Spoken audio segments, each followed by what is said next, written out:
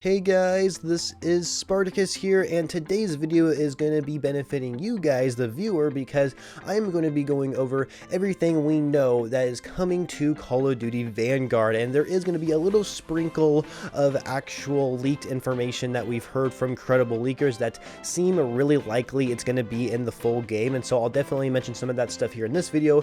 However, there is other leaked information that we've seen floating out on the internet that we don't know for sure is going to be in the game, so some of that stuff I'm not going to mention. But if there's anything that I forgot in this video that you know for sure is going to be in Vanguard, then make sure you leave it in the comments below, so that way other people can actually get that information as well, so that way, you know, they have all the information they need to know about Vanguard. So anyway, let's go ahead and start with the actual full game itself, which is being released on November 5th, and then the multiplayer reveal is going to be on September 7th at 10 a.m. Pacific time, so make sure you mark your calendars for that.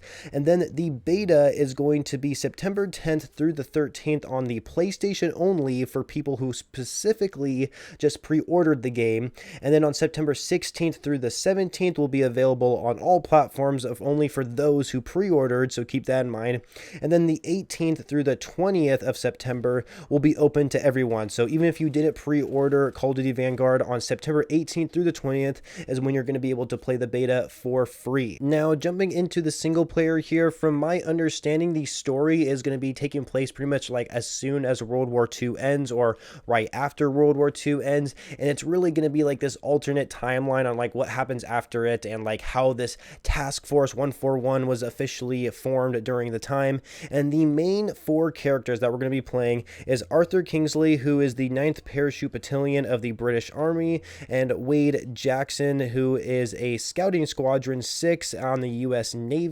Then we have Polina Petrova. She is the 138th Rifle Divisionary in the Red Army. And then we have Lucas Riggs, who is the 20th Battalion Australian 9th Infantry Division. And with that said about the campaign, of course, we do have actual gameplay of a mission from the campaign that Sledgehammer actually shared with us on YouTube and pretty much on every social media platform. And so we have an idea of what the game actually looks like through a campaign perspective. And so, yeah, really that's it. That's all we really know about the campaign. There probably is some additional details that I left out, but I don't really want to talk about the campaign too much because I don't really want to be spoiled about it. I like to play it and just like kind of go into it not knowing what is going to happen in the game itself.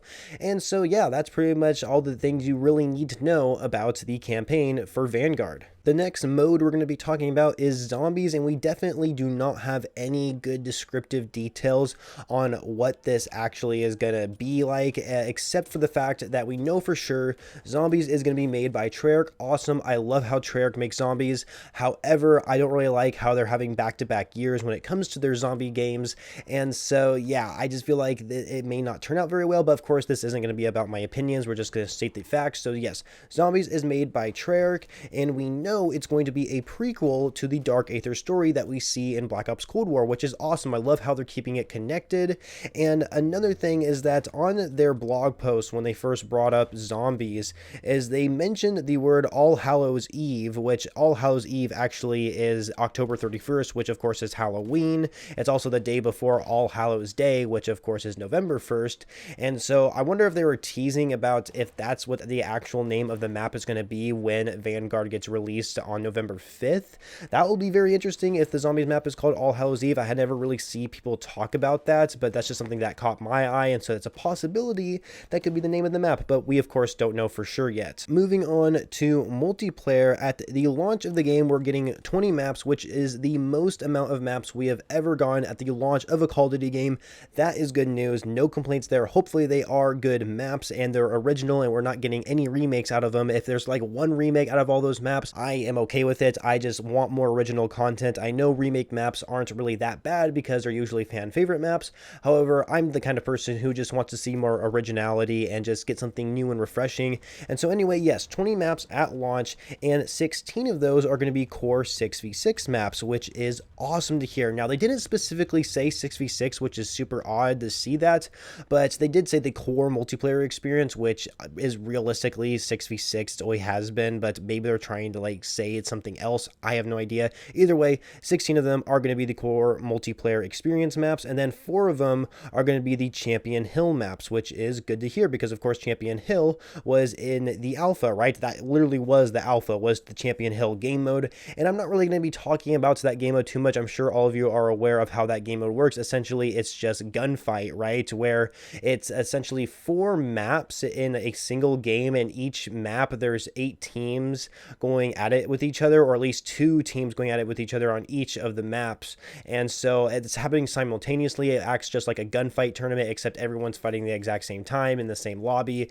and it's really interesting. I definitely have seen some gameplay, and of course some people were lucky enough to play it for themselves on the PlayStation, but I don't own a PlayStation, so I can't actually show gameplay and talk about it because I don't have any experience. But yes, we kind of get an idea what the feel of the game is going to be like, and we know how the Champion Hill map or Hill game mode actually works. So yeah, there's really nothing else to say there because I'm sure you guys are fully well aware of that game mode. Next up, we're going to be talking about some of the perks that are going to be in the game. I don't know if this is the full list or if there's going to be some that are going to be added during the full game or we're going to see during the beta, but some of these I'll be mentioning are leaked perks, and we don't know for sure if they're going to be in the game, but it sounds pretty likely that they are. And so these perks are low profile, fortified, ghost, forward intel, engineer, double time, demolition, high alert, survival training, and tracker. And some of these perks probably sound really familiar to you guys, and that's because they're the same perks we see in Modern Warfare's multiplayer and in Warzone. And another thing I'd like to mention that, however, the ghost perk is going to act differently than what we see in Warzone and Modern Warfare. So in that game, in those 2 titles, I guess you could say, how ghost works is that if someone calls in a UAV, then you cannot be seen by it, right? An enemy calls in a UAV, they will not be able to see you on their radar, which is good, right? No matter if you're moving or if you're standing still, they can't see you. However, in Vanguard, it seems like you have to be moving in order to be invisible to enemy UAVs, which is how it should be, and it's how it should be in every single Call of Duty game. I was not very happy that Warzone and Modern Warfare did that, where you didn't have to move. But anyway, let's go ahead and talk about the equipment. We have frag grenades, stun grenades, throwing knives, gammon bombs, gas grenades, and S-mines. If you guys don't know what an S-mine is, it's basically a bouncing Betty in the World War II version. So yeah, a pretty standard, honestly. I don't really know what a gammon bomb is, but from what I've heard from leakers on Twitter, it sounds like it's going to be like an impact grenade where as soon as it touches a surface, it's going to explode, but it's actually impossible to actually get a kill with this thing if someone is at full health. It seems like it only does 60% damage or something like that, so I wonder if you play hardcore mode to could actually get a one-hit kill, and so that would probably be the best way to complete challenges, getting kills with this thing, if by playing hardcore mode, from what I can tell from what we've heard so far.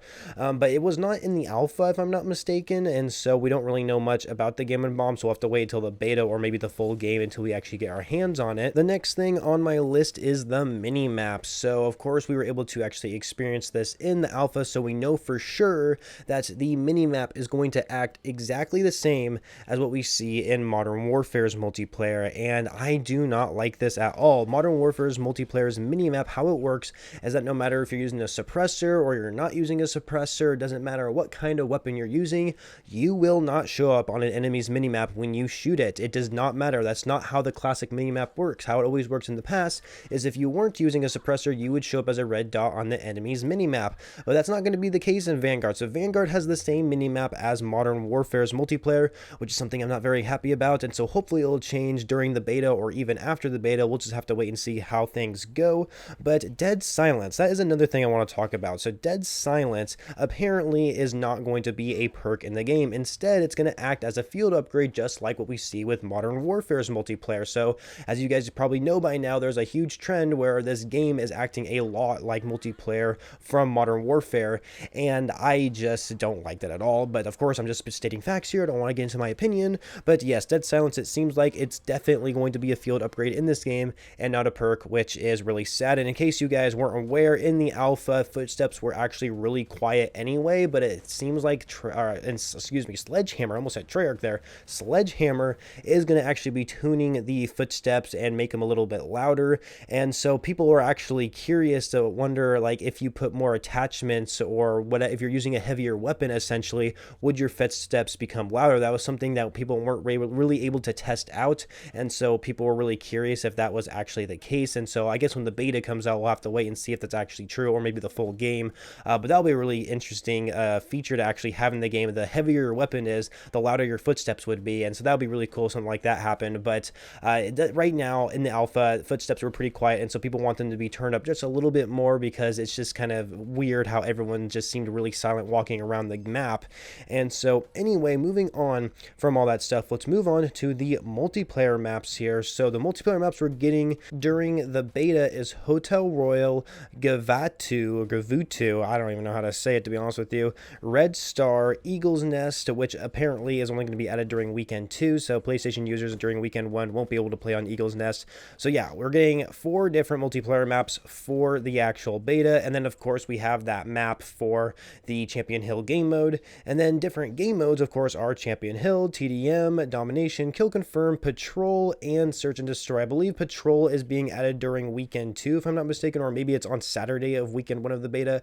Either way, Patrol, it's a game mode where basically it's like hardpoint, but the hardpoint location I guess is like constantly moving around the map, or maybe there's going to be like an AI soldier that you have to stay near in order to actually gain points. It kind of reminds me of that Safeguard game mode, I believe it was called, in Black Ops 3, where basically you would escort this like GI unit essentially, and you would actually have to get it from one location to the other. However, I think this Patrol thing is just like this objective that just moves around the map constantly, and whoever's in it gains points for their team.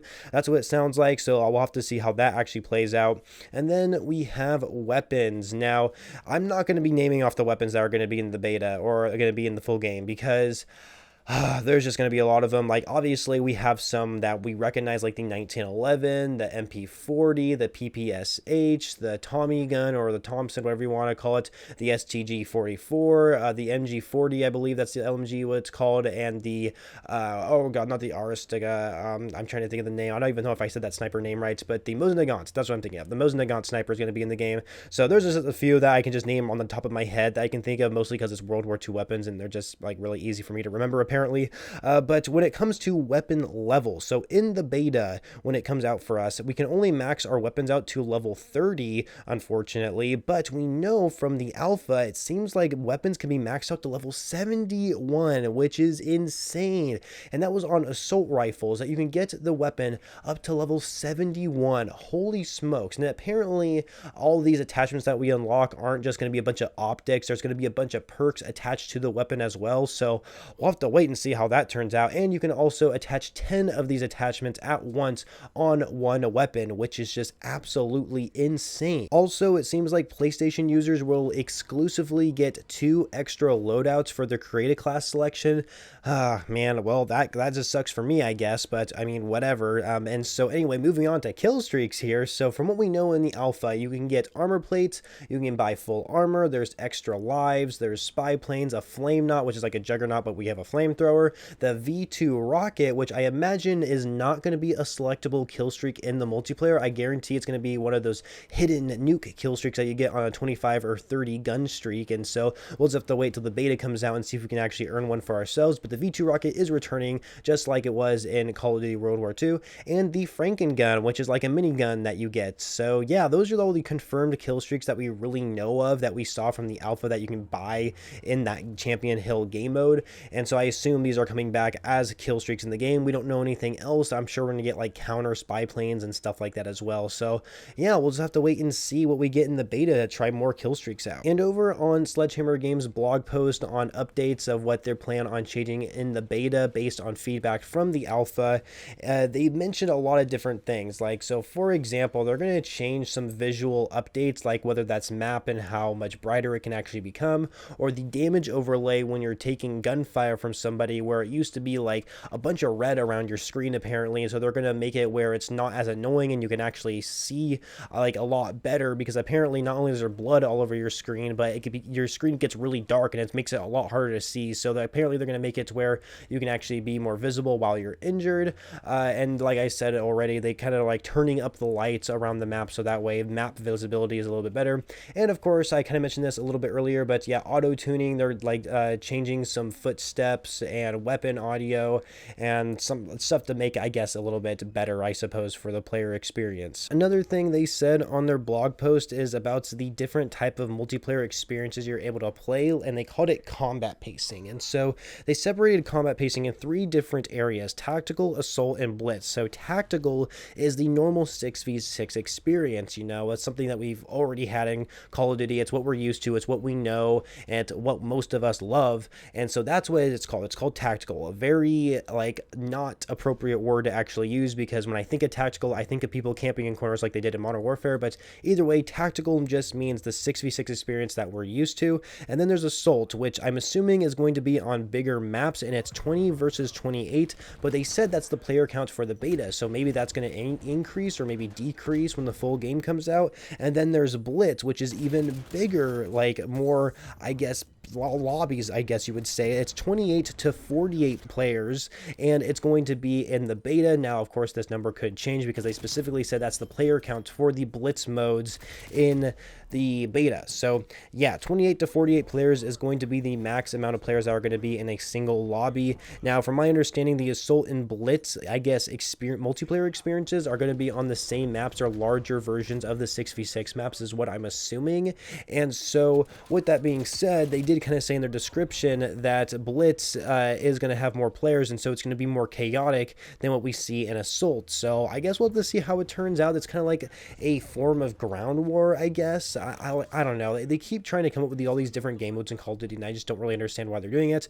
But either way, we have tactical, assault, and blitz as the 3 different types of multiplayer experiences we're getting in Vanguard. And then when it comes to operators, we of course have those 4 main characters that we're able to play in the campaign to be able to play as operators in the multiplayer. But then there's 2 extra characters that we haven't heard before, and that is Daniel Takeyatsu, I believe is how you say his last name, and then Roland Zemet. I don't even know if I even pronounced that last name right either, but either way, Daniel and Roland are going to be 2 other extra operators on top of the 4 that we already know from the campaign that we're going to be able to play as in the beta. And so that brings us to the last part of this video, which is Warzone, which of course isn't actually Vanguard itself, but of course Warzone is going to be tied to every future Call of Duty game from now on, it seems like. And so Warzone, not on November 5th, but after November 5th, when Vanguard already releases, we're going to be getting a brand new map, right, to Warzone. And it's not going to be a remake of Verdansk. It's not going to be like Verdansk in 1945 or something like that. It's going to be a brand new map that we're able to play, and it makes it sound like that Verdansk is going to be something we're not going to be able to play anymore. And from what we've seen on leaks and rumors, it's going to be bigger and something like that. There's going to be like destructible barriers and stuff like we see that apparently is going to be in the multiplayer. And so yeah, we'll just have to see how this new map plays out. I'm not a huge fan of Warzone, so hopefully they change up how the game's actually played for me to be even more interested.